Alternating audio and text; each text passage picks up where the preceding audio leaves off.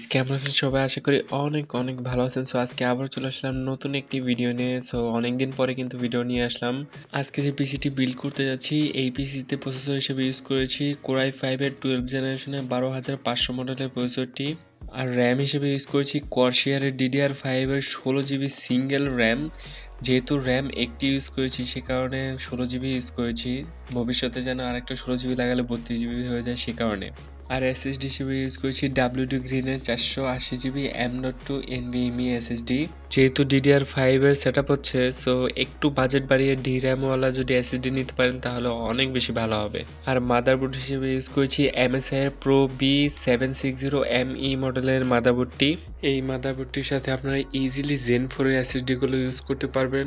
Zen 4-এর SSD-গুলো সব দিক থেকে অনেক বেশি পারফরমেন্স যুক্ত থাকে, এটা খুব ভালোভাবে আপনারা জানেন। সো এটার সাথে যে র্যামগুলো আমরা ইউজ করছি, এই র্যামগুলো কিন্তু DDR5-এর র্যাম ইউজ করতে পারছি। যে মাদারবোর্ডটি ইউজ করতেছি এটা হলো MSI এর অথেন্টিক মাদারবোর্ড।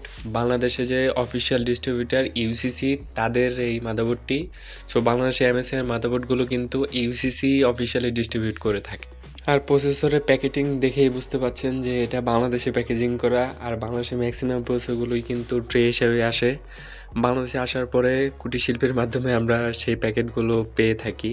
এই বিল্ডটিতে যদি Zen 4-এর একটি SSD ইউজ করা যায় তাহলে সব দিক থেকেই পারফেক্ট এবং কি ভালো পারফরমেন্সের পিসি বানানো পসিবল। অনেকে আমাকে জিজ্ঞেস করেন যে ভাই Zen 4 SSD-গুলো পাওয়া যাবে কিনা। Zen 4 SSD-গুলো আপনারা ইজিলি যে কোনো অনলাইন থেকেও কিনতে পারেন অথবা চাইলে আমার কাছেও থেকেও নিতে পারেন। Zen 4 SSD-গুলো কিন্তু আগে অনেক প্রাইস থাকলেও বর্তমানে কিন্তু প্রাইসটা অনেকটাই কমে এসেছে। সো আশা করবো যে আপনারা এই পিসি বিল্ডটিতে যদি এই মাদারবোর্ডটি ইউজ করেন যেগুলোতে Zen 4 SSD ইউজ করা যায়, সো সেখানে অবভিয়াসলি Zen 4 SSD ইউজ করার চেষ্টা করবেন। কোরাই 5-এর যে প্রসেসরটি ইউজ করেছি এই প্রসেসরটিতে বেস ক্লক স্পিড হচ্ছে 2.50 আর বুস্ট ক্লক হচ্ছে 4.50। আর এই প্রসেসরটিতে কোর থাকছে 8টা আর থ্রেডস থাকছে 12টা। আর এই প্রসেসরটিতে L3 ক্যাশ পাচ্ছেন 12 MB। L3 ক্যাশ যত বেশি থাকবে সো গ্রাফিক্সের যে কোনো কাজ যেমন গেমিং অথবা গ্রাফিক্স ডিজাইনের ক্ষেত্রে অনেক বেশি অ্যাডভান্টেজ পাওয়া যায়। আর যে র্যামটি ইউজ করেছি এই র্যামটি 6000 মেগাহার্টসের। আর এই র্যামটি আনঅফিসিয়াল থাকলেও মোটামুটি ভালোই পারফরমেন্স দিবে। আপনারা চাইলে অফিসিয়ালটাও নিতে পারেন। অফিসিয়ালটার প্রাইস এটা চেয়ে 2 থেকে 300 টাকা বেশি হবে। আর WD গ্রিনের যে SSD-টি ইউজ করেছি এই SSD-টি M.2 NVMe SSD। এই SSD-টার রিড রাইট স্পিড হচ্ছে 3500 Mbps। মোটামুটি এই স্পিড মোটামুটি যথেষ্ট হবে আপনার আমার জন্য। সো যারা হাইলি রেন্ডারিংয়ের কাজ করে বা যাদের কপি করতে হয় বেশি, অবভিয়াসলি তাদের DRAM-ওয়ালা SSD প্রয়োজন। সো আপনার আমার জন্য মোটামুটি এটাই যথেষ্ট হবে। আর ক্যাচিং হিসেবে ইউজ করেছি ভেলুটপের 708B মডেলের ক্যাচিংটি। এই ক্যাচিংটির সামনে 3টি লাইট এবং কি পেছনে একটি RGB লাইট আছে। এটা ARGB নয়, শুধু RGB লাইট। আপনার চাইলে ARGB লাইটওয়ালা ক্যাচিংও চুজ করতে পারেন, সেক্ষেত্রে হয়তো এক্সট্রা 1 থেকে 1500 টাকা লাগতে পারে। আর এই বিল্ডটিতে যে কুলারটা ইউজ করছি এটা হলো স্টক কুলার। সো আপনার যদি একটু বাজেট থাকে অবভিয়াসলি আমি সাজেস্ট করবো যে একটা আফটার মার্কেট কুলার নেওয়ার জন্য। আফটার মার্কেট কুলার অবভিয়াসলি অনেক ভালো পারফরমেন্স দেয়, প্রসেসরটা অনেক বেশি ঠান্ডা রাখে। আর পাওয়ার সাপ্লাই হিসেবে ইউজ করছি ভেলুটপের P300 মডেলের পাওয়ার সাপ্লাইটি। এই পাওয়ার সাপ্লাইটি মোটামুটি এই বিল্ডের জন্য যথেষ্ট হবে। আর যদি ভালো মানের গ্রাফিক্স কার্ড নেন তাহলে অবশ্যই সাজেস্টেড থাকবে মোটামুটি 450 অথবা 550 ওয়াটের ব্রোঞ্জ রেটেড পাওয়ার সাপ্লাইগুলো ইউজ করার জন্য আপনার যে কোনো ব্র্যান্ডেরটাই করতে পারেন। আর যদি বাজেট কম থাকে তাহলে অবশ্যই ভেলুটপেরগুলোও ইউজ করতে পারেন।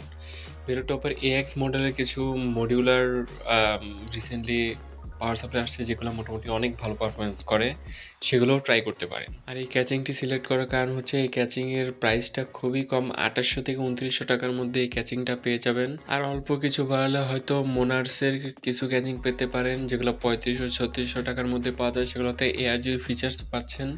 সো মোনার্সের ক্যাচিংগুলো একটু অন্যরকম হলেও এটাও মোটামুটি দেখতে কিন্তু খারাপ না। ম্যাশ সামনে স্টাইলটা অনেক সুন্দর।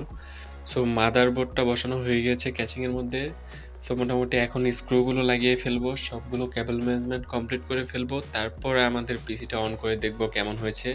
সো এছাড়া আপনারা জানেন যে আমি ক্যাচিংয়ের ভেতরে মাদারবোর্ড বসানোর আগে অবভিয়াসলি মাদারবোর্ডে উইন্ডোজ কমপ্লিট করে নিই, ড্রাইভারগুলো কমপ্লিট করে নিই, যাতে পরবর্তীতে এসব নিয়ে কোনো প্যারা খাইতে না হয়।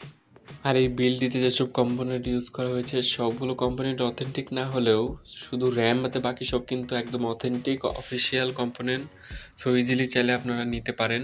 মোটামুটি বিল কমপ্লিট হয়ে গেছে। সো এই প্রাইস রেঞ্জে এই বিলটা মোটামুটি সাজেস্টেড করা যায়।